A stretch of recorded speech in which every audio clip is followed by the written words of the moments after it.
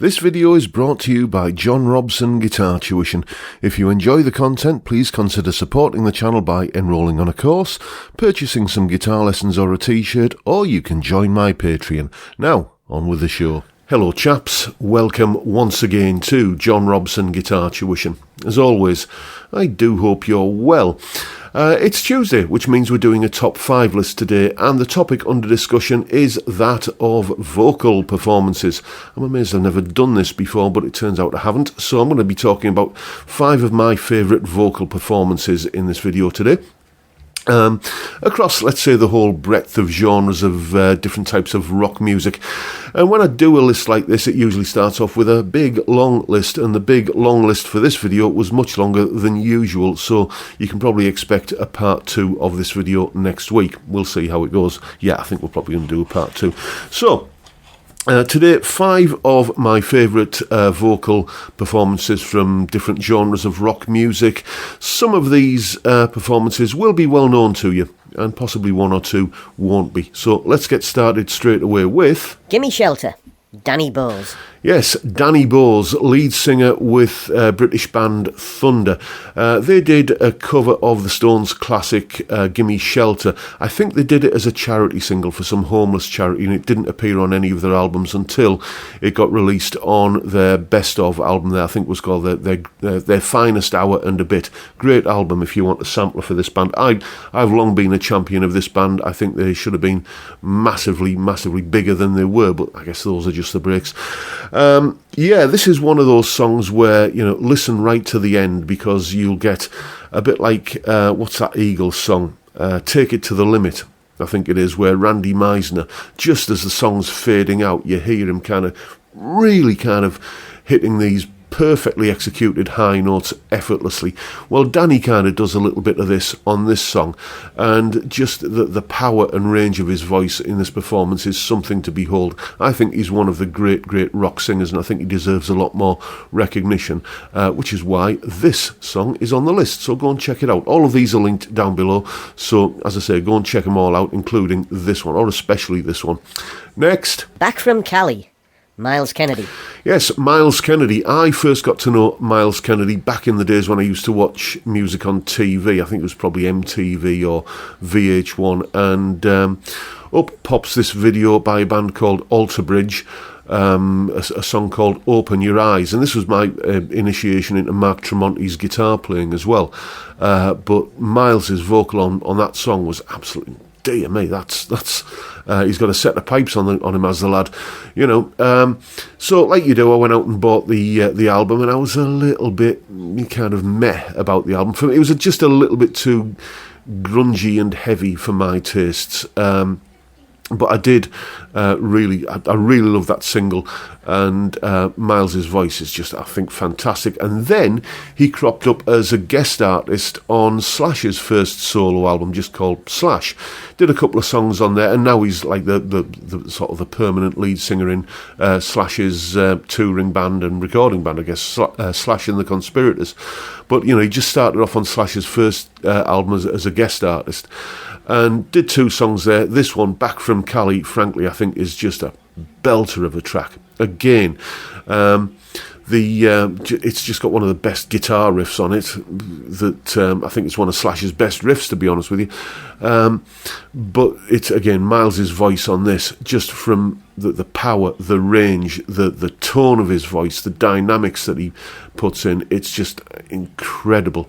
You couldn't ask for a better showcase for this chap's singing prowess. So yeah, go and check out Back from Cali by Slash, featuring Miles Kennedy on vocals. Next, Ways to be Wicked, Maria McKee.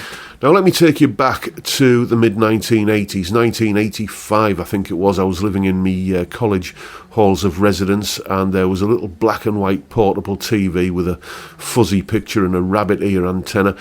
And yeah, required viewing, I think every Wednesday evening it was the BBC music show Old Grey Whistle Test. I think it had just been rebranded as Whistle Test by then, and it was basically, if you're not aware of it, it was a BBC music show where they featured music news and interviews and live sessions from whoever was in the studio. And this particular week, Lone Justice were in the studio with their lead singer Maria McKee, and they did their current single, a song called Ways to be Wicked, and I was absolutely blown away by it.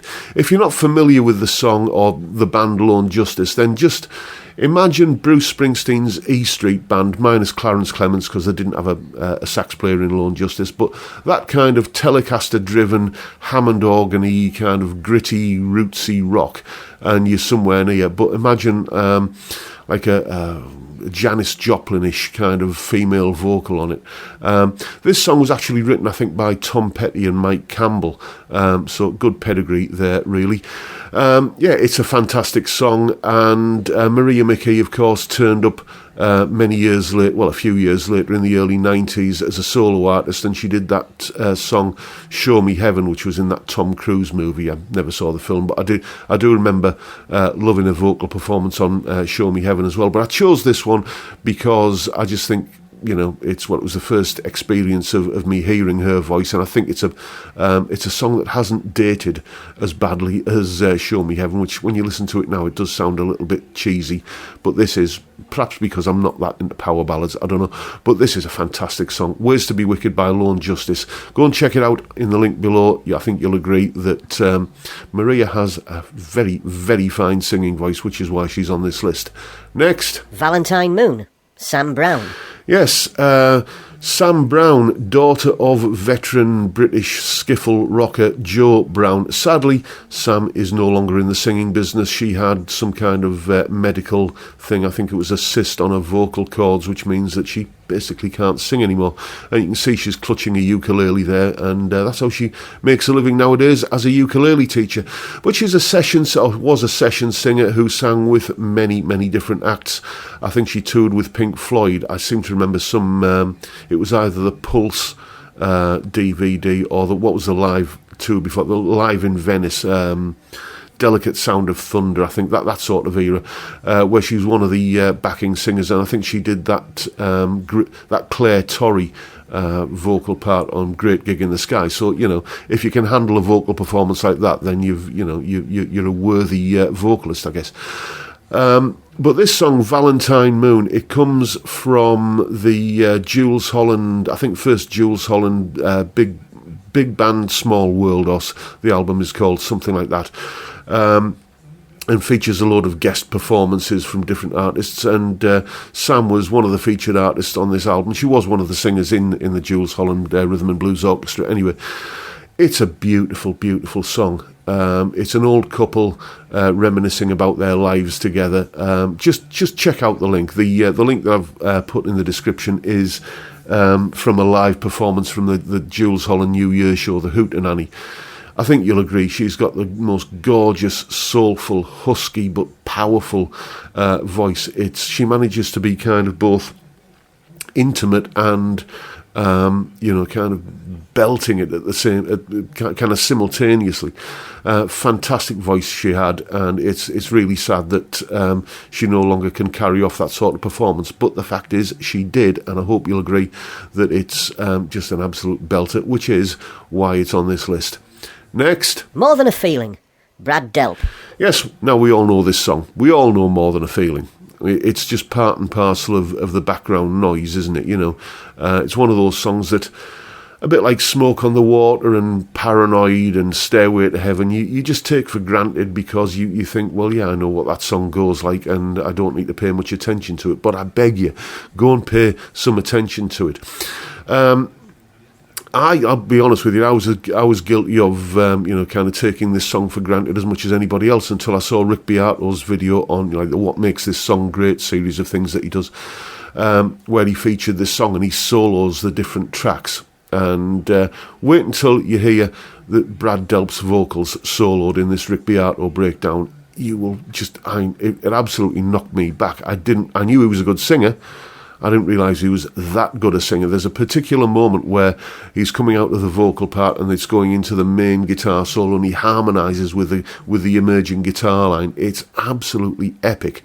You know, that's the video I've linked to in the description, by the way, because, you know, you probably already, you don't need to go and check out More Than a Feeling. I'm imagining you already know it, but that video might be new to you, so go and check it out.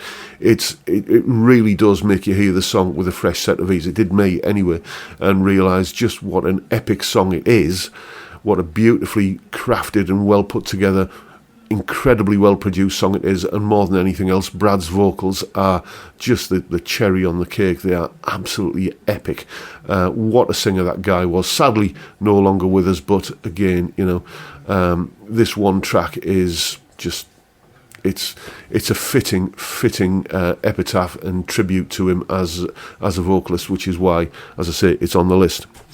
And those are 5 of my favourite vocal performances across different genres of rock music. Let me know what you think of them. Let me know if there's any that you think I've missed. I bet there are, but as I say, there's going to be part 2 of this video coming up next week, so don't panic. Anything that you think I've been remiss in not mentioning will probably be in part 2 of this little kind of duet of videos. So just share your opinions in the comments. I'm very, very interested always to hear what your take on all this sort of stuff is. But that is pretty much the video for today, folks. Hope you've found it reasonably entertaining, and if that's the case, please hit the subscribe button and the notification bell if you haven't already done so. And want to give me a like while you're at it. Don't forget, as always, the live stream every Friday, 5 p.m. UK time. We drink beer and talk about music and guitars. What a great way to kick off the weekend.